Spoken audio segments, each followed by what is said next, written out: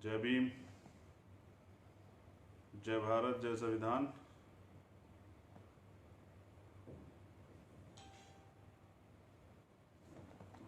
आप सब लोग जो हैं जुड़ जाइए। एक जरूरी लाइव आना पड़ा और लाइव का उद्देश्य जो है और कारण जो है वो हल्ला बोल है। वो क्यों है हल्ला बोल, उसकी ज़रूरत क्या है, ये जो है आप लोगों को बताना पड़ेगा।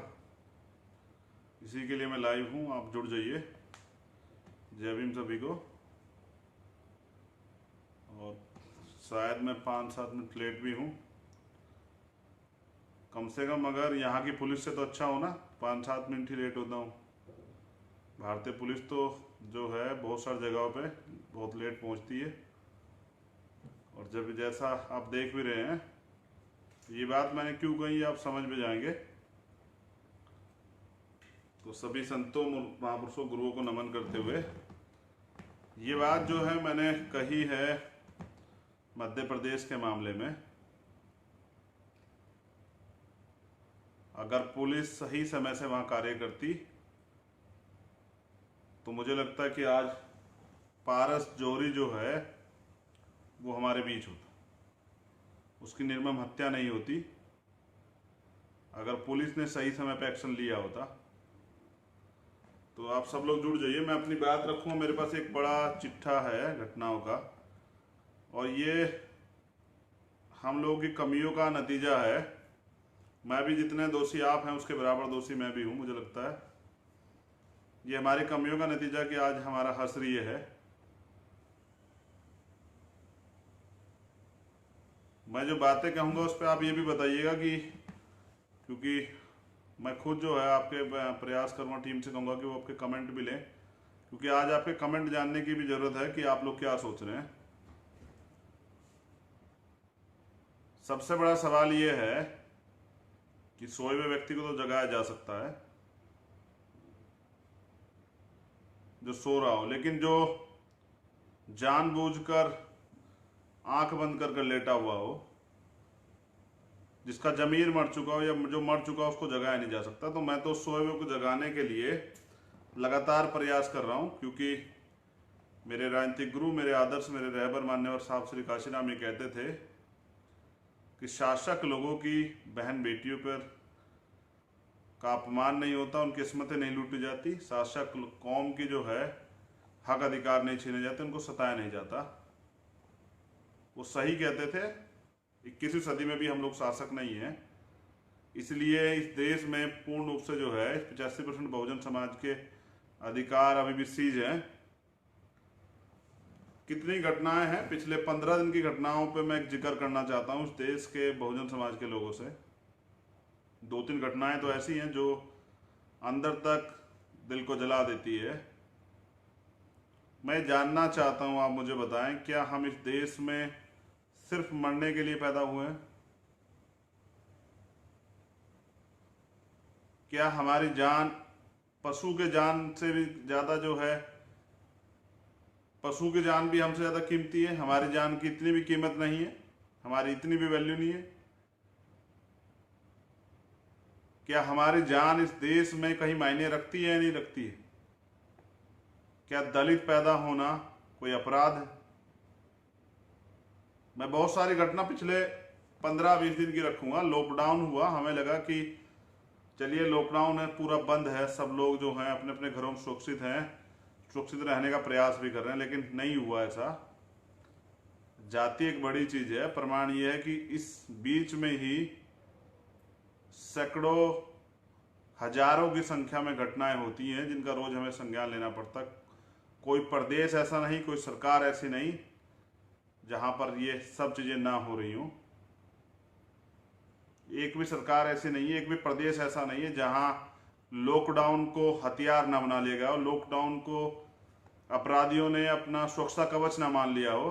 क्योंकि हम लॉकडाउन में फंसे हुए हैं लॉकडाउन की वजह से चुप हैं क्योंकि संविधान का पालन करते हैं और देश हित में कि कोरोना जैसी महामारी के समय जहां भाजपा के लोग रैलियां कर रहे हैं 144 करोड़ रुपए खर्च करके, वहां हम लोग अपने लोगों की सुरक्षा करें, किसी तरह से उनको समझाएं, जागरूक करें और उनके जीवन की सुरक्षा करें और उनको राशन मुहैया करा दें। हम इसका प्रयास कर रहे हैं।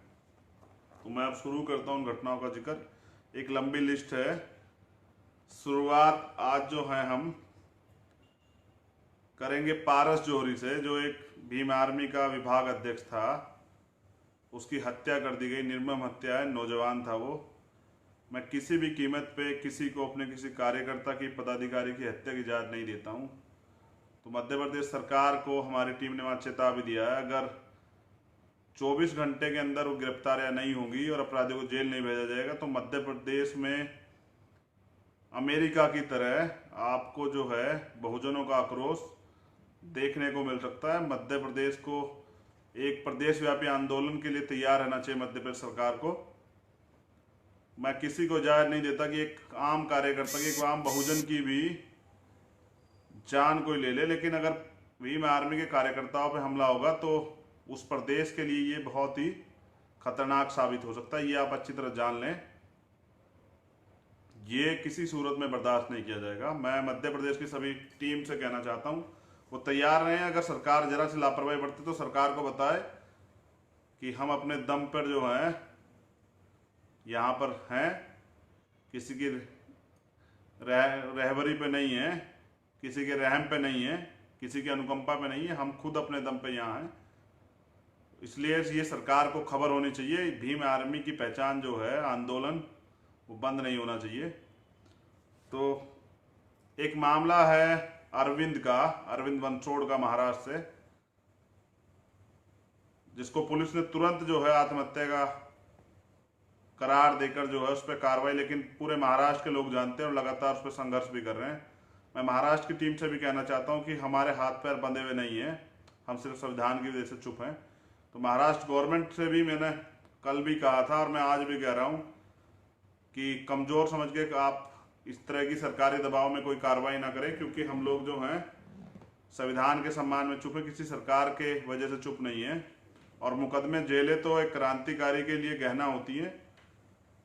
बहुजन समाज में भीम आर्मी की और आज़ाद समाज पार्टी के नौजवानों को तो प्रबल इच्छा रहती है कब उनको मौका मिले जेल जाने का अपने समाज की लड़ाई के लिए।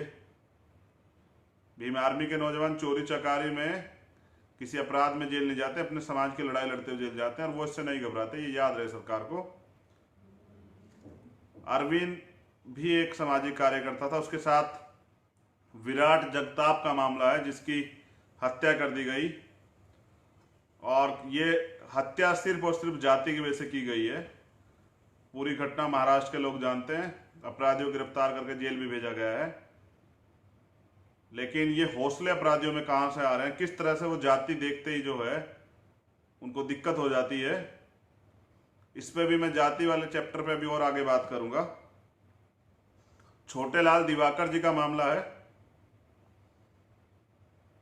जो यूपी से है। एक मिनट दीजिएगा बस।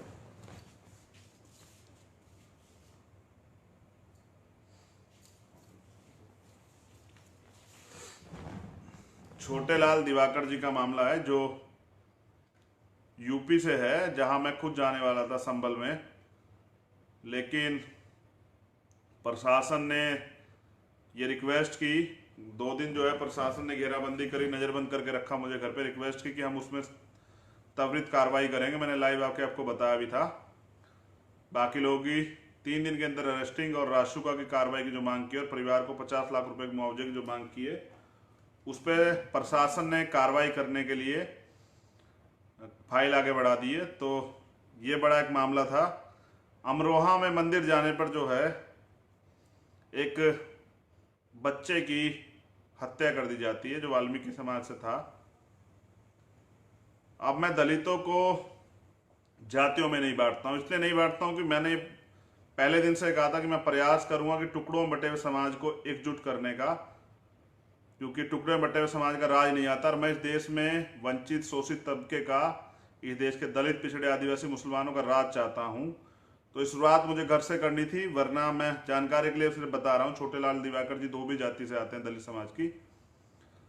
तो हमें जाति में नहीं बंटना है, ये पूरा दलित समाज जो है, आदिवासी समाज, बहुजन समाज एकजुट है और एक है। इसलिए मैं बार बार कहता हूँ, लेकिन मैं इसलिए आपको बता रहा हूँ क्योंकि इसी जातियों में बांट के हम पर राज किया गया अब तक, और हम ये गलती नहीं दोहराएंगे।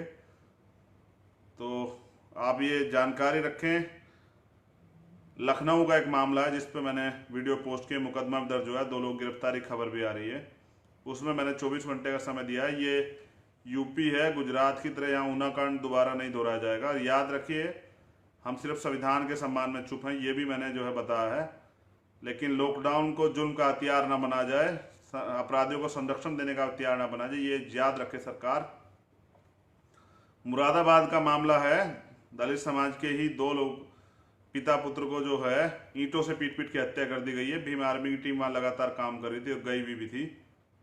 एक मामला अगर आपके याद हो, मैं दोहरा देता हूं। एक दलित समाज की बहन को, नौजवान बहन को, उसके परिवार को पीटा गया सरेआम, एक वीडियो भी आपने देखी होगी। उसका दोष ये था कि वो सार्वजनिक रूप से पानी ले आई थी कुएं से, तालाब से, तो इसलिए उसको पीटा गया। ये कायराना हरकत है। मैं एसी की कुर्सियों, एसी के कमरों में बैठने के लिए, अब नौजवानों को राजनीति करने के लिए नहीं लेके आया हूं। ये जो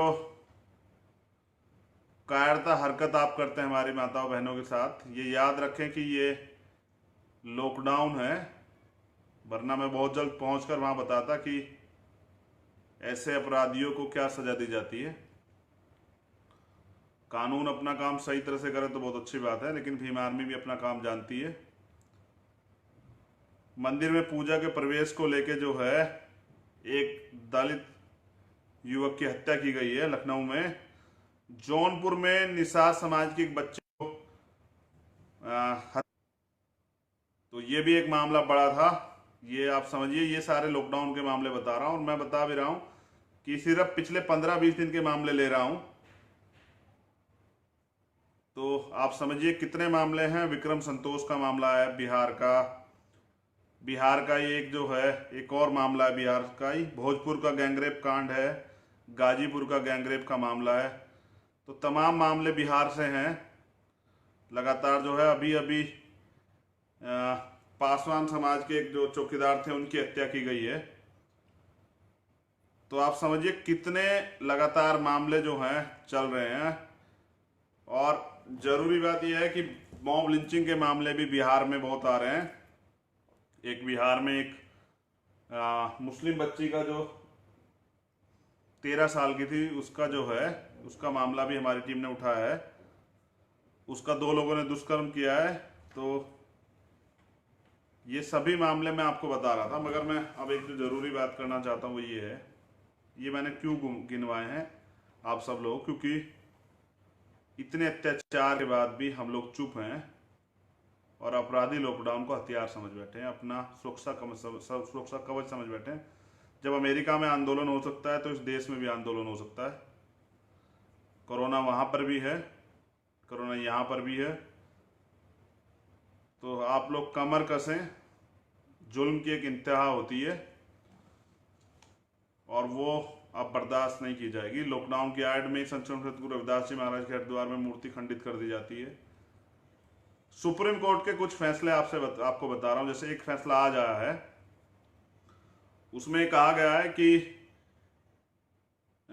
SC/ST एक्ट को लगाने की कुछ सीमाएं बताई गई। उसमें कहा है कि अगर अपराधी को पहले से ना पता हो कि ये किस जाति का है तो उसमें SC/ST एक्ट नहीं लगेगी। मैं पूछना चाहता हूं कॉलेजियम से तैयार हुए जजों से, श्रीमान आप ये बताएं, लोग यहाँ हत्या करके अपराध छिपाने के लिए पूरे गवाह तक की हत्या करा देते हैं। उनको जो है पहले तो FIR लिखने पे दबाव बनाते हैं, फिर मुकदमा लिखने के बाद तरह तरह की धमकियां देते हैं। जैसे संभल वाले मामले में पीड़ित परिवार को धमकियां दी जा रही थी। जैसे अभी एक यहाँ पर हरियाणा में एक मामला हुआ है, घर में घुस के पिटाई गई और फिर वापस जाके धमकियां दे रहे हैं लगातार। तो श्रीमान आप ये बताएं कि जब इतना जो है दबाव बनाया जाता है, फिर शासन प्रशासन सरकार द्वारा दबाव बनाया जाता है। कोई अपराधी कबूल करेगा? जहां दुष्कर्म के बाद जो है अपराध से बचने के लिए, सजा से बचने के लिए पीड़िता की हत्या कर दी जाती है, उसको जिंदा जला दिया जाता है, उस देश में जहां इतनी छोटी मानसिकता के लोग रहते हैं, जहां मैंने बताया लॉकडाउन की आड़ में इतने हमले हुए हैं, आप ये मान सकते हैं कि कोई ये बताएगा कि उसको नहीं पहले से पता था कि अब ये किस जाति की, ये किस जाति का व्यक्ति है जिसके साथ अपराध हो रहा है? कौन कबूल करे? कोई अपराध करके कबूल करता है कि मुझे पता था नहीं पता था? एक और कुछ दिन पहले एक फैसला आया था रिजर्वेशन के खिलाफ, आरक्षण के खिलाफ तो आते रहते हैं। एक और आया था कि सार्वजनिक स्थानों पे SC/ST एक्ट नहीं लगेगी। तो मुझे आप ये, सार्वजनिक स्थानों पे सिर्फ SC/ST एक्ट लगेगी। मुझे आप ये बताइए कि जब किसी को बंद कमरे में किसी का रेप किया जाएगा, किसी की हत्या की जाएगी, किसी को अपमानित किया जाएगा, किसी अधिकारी कर्मचारी को अपमानित किया जाएगा,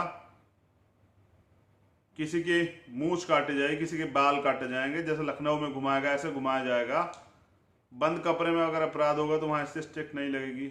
आप हमें समझाना क्या चाहते हैं? आप बहुत ज्ञानवान हैं या सत्ता के इशारे पे अपनी जो पॉलिसी है इस देश में दलित समाज के अधिकार को खत्म करने की, उसको आप लागू करना चाहते हैं? मुझे ऐसा लगता है कि जिस तरह का हस्तक्षेप सुप्रीम कोर्ट और हाई कोर्ट में सरकार के लोगों का देखने का मिल रहा है, उनकी नीतियों को लागू करने का मिल रहा है, तो इस देश के बहुजनों को कमर कस लेनी चाहिए। मैंने फिर कहा, मैं फिर दोहरा रहा हूं, दो ही चीजें हैं, क्या तो हम लोग कमजोर हो चुके हैं या फिर सरकार हमें कमजोर समझ बैठी है। ना हम कमजोर हैं, ना सरकार को ये गलतफहमी ना हो तो दूर कर लें। पहले भी हमने जो है 2 अप्रैल जैसे आंदोलन किए और आने वाले समय में भी ऐसे बड़े आंदोलन हो सकते हैं। अगर लॉकडाउन को बहुजनों पे अत्याचार करने का हथियार बना जाएगा तो याद रहे कि इस देश के बहुजन समाज के लोग कमजोर नहीं हैं। जो लोग ये समझ बैठे हैं कि हम लोग लॉकडाउन के चुप रहेंगे, इस लॉकडाउन में ये आंदोलन होगा और ऐतिहासिक आंदोलन, इतना बड़ा आंदोलन होगा कि सरकार को जवाब देना भारी हो जाएगा और सरकार के लोग ये सोचेंगे कि क्यों बुरे समय में जो है ये कार्य किया गया। हमें राजनीति की चिंता नहीं है, लेकिन अगर हमारे लोगों की हत्याएं होंगी तो ये बर्दाश्त नहीं किया जाएगा। मेरी आखिरी चेतावनी है सरकार को, सभी प्रदेशों की बात मैंने कही, कोई अछूता नहीं, चाहे वो राजस्थान हो, चाहे वो मध्य प्रदेश हो, चाहे वो महाराष्ट्र हो, चाहे वो बिहार हो, चाहे वो यूपी हो, चाहे वो दिल्ली हो, सब जगह पे भेदभाव हो रहा है। मैं फिर कह रहा हूं कि बहुजनों की कोई सरकार नहीं है, इस देश के वंचित तबके कोई सरकार नहीं, इसके देश के मजलूमों कोई सरकार नहीं है। आपको तो बनानी पड़ेगी, उसके लिए मेहनत करनी पड़ेगी। माननीय काशीराम साहब ये कहते थे बैलेट के साथ बुलेट की तैयारी भी रखनी है, क्योंकि कोई आपके वोट को छीन ना ले। तो मैं नौजवानों से कहना चाहता हूँ तैयारी कर लें, और जिनको जेल का डर हो, जिनको मुकदमों का डर हो, उनसे तो मैं नहीं कह सकता, क्योंकि जब आपने लड़ाई ही सामाजिक परिवर्तन आर्थिक मुक्ति की लड़ाई में का आंदोलन जो है स्वीकार किया, तो फिर जेल और मुकदमों का डर नहीं होना चाहिए। डर तो हमारा सरकार में होना चाहिए और ये बना रहना चाहिए हमेशा। आप तैयारी करें, चाहे यूपी हो, चाहे मध्य प्रदेश हो, चाहे बिहार हो, चाहे हरियाणा हो, चाहे राजस्थान हो या कोई भी प्रदेश हो, अगर हमारे लोगों पे अत्याचार होगा तो अब आप कमर कसें। हम वैसे भी तो मर रहे हैं, रोज ही मर रहे हैं, हमारे लोगों की तो वैसे भी जान जा रही है, इस लॉकडाउन में भी जान जा रही है। कोरोना से ज़्यादा जितने लोग मरे होंगे इसके करीब तो जो है इतने लगभग लोग जो हैं एट्रोसिटी से मरे हैं लॉकडाउन के समय में। और हम भूख से मर रहे हैं, हम मजदूर हैं, हम किसान हैं, हम नौजवान हैं, हम गरीब हैं, हम तो भूख से भी मर रहे हैं। लेकिन मुझे लगता है कि एक राष्ट्रव्यापी आंदोलन जो है, देश में हमारे सब्र का इम्तिहान लिया जा रहा है। तो आप तैयार रहें, कमर कसें। आप बहुत हुआ अत्याचार, और हम अत्याचार सहने के लिए पैदा नहीं हुए। बाबा साहब ने हमें अधिकार दिया था, गुलाम बनने के लिए नहीं था। ना हम गुलाम, ये आप जान लें। सारी सरकारें और मीडिया के लोग और प्रशासन के लोग सुनते हैं मुझे, तो आप अच्छी तरह जानें बहुत हुआ। अगर कानून जो है अपराधियों का संरक्षण करेगा तो सड़कें खाली नहीं रहेंगी, सड़कें सूनी नहीं रहेंगी, सड़कें इस लॉकडाउन में भी भरेंगी। हम मान सम्मान जो है हमारी जान से कीमती नहीं हो सकता। हमारे समाज का मान सम्मान, हमारे महापुरुषों का मान सम्मान हमारी जानों से ज़्यादा कीमती नहीं हो सकता है। हमें अपनी जानों की परवाह नहीं, अपने महापुरुषों के आंदोलन की परवाह, अपने लोगों के स्वाभिमान सम्मान की परवाह है। आप तैयारी करें, जल्दी डेट भी घोषित होगी और जल्द ही जो है ऐतिहासिक आंदोलन होगा इस लॉकडाउन में भी। अमेरिका की तरह जो है, जब ब्लैक लिव्स मैटर जो है अमेरिका में हो सकता है, तो इस देश में भी बहुजन लिव्स मैटर जो है हो सकता है। हमारी जान कीमती है और हमारी जान मायने रखती है, हमारा मान सम्मान मायने रखता है। इस देश में दलित समाज, पिछड़े समाज, आदिवासी समाज, मुसलमान समाज, अन्य धार्मिक अल्पसंख्यक समाज जो है वो मायने रखता है। और इस देश में हम बाबा साहब के संविधान में बराबर के अधिकार रखते हैं, गुलाम नहीं है। तो आप लोग तैयार रहें। और ये सारी घटनाएं मैंने इसलिए बताई कि आपको याद रहें, आप भूल ना जाए। हमें भूलने की बहुत ज़्यादा आदत हो चुकी है, आप भूल जाते हैं, आप समय समय भूल जाते हैं, दोस्त दुश्मन को भूल जाते हैं, आप तरह तरह की उत्पीड़न यातनाएं भूल जाते हैं जो इन सरकारों द्वारा, इन नेताओं द्वारा, जो कठपुतली नेता है जिनको मान्यवर काशीराम साहब ने चमचा युग के रूप में लिखा, और बाबा साहब ने जिनको जो है पूना पैक्ट के जो एजेंट हैं उनके रूप में जो है, जिनके पूना पैक्ट से जो पैदा हुए दलाल, उनके रूप में लिखा। मैंने इसलिए कुछ ज़्यादा अपशब्द नहीं कहता हूँ क्योंकि ये बहुजन समाज से आता है और मैं कभी प्रयास नहीं करता कि मैं इनके खिलाफ कुछ बोलूँ, लेकिन इनकी कायरता और इनकी चुप्पी ने इस देश में हमें गुलाम बना दिया। तो इसलिए मुझे लगा कि अब युवाओं को स्वतंत्र रूप से बहुजन समाज की राजनीति करने के लिए विकल्प मिलना चाहिए, इसलिए आज़ाद समाज पार्टी का निर्माण किया गया है। मेरी बहुत बहुत मंगल कामनाएं। जो साथी ऐसे लॉकडाउन के समय में भी सभी घटनाओं पर जाके आज़ाद समाज पार्टी और भीम आर्मी के नौजवान जो संज्ञान ले रहे हैं और पीड़ितों को न्याय दिलाने का काम कर रहे हैं, लेकिन संगठन के दम पे हम पीछे खड़े होकर पीड़ितों को न्याय दिला सकते हैं। ऐसे अपराधियों को सजा देने के लिए सरकार बनना बहुत जरूरी है। तो मैं फिर कह रहा हूँ, बिहार बहुत चुनाव नजदीक आ चुका है, मध्य प्रदेश में उपचुनाव है, यूपी में उपचुनाव, कमर कस लें नौजवान और आंदोलन के लिए भी तैयार है। जय भीम, जय भारत, जय संविधान। और बहुजन समाज, मैंने फिर पहले भी कहा था, यहाँ शेर है, बस जगाने की देर है। मैंने घटना इसलिए बताई कि आपको याद रहे, आप भूले नहीं कि किस तरह के अत्याचारों का सामना और किस तरह से आपके अधिकारों को सुप्रीम कोर्ट, हाई कोर्ट या अन्य जगहों से जो है ख़त्म करने का प्रयास किया जा रहा है। लोकतंत्र में आपकी जान की क्या कीमत है ये आपको पता होना चाहिए। बहुत चिल्लाते रहे आप लोग, कुछ नहीं हो रहा है, बस एक एक करके सबका नंबर आ रहा है। प्रयास करेंगे कि अब ये नंबर रोका जाए। जय भीम।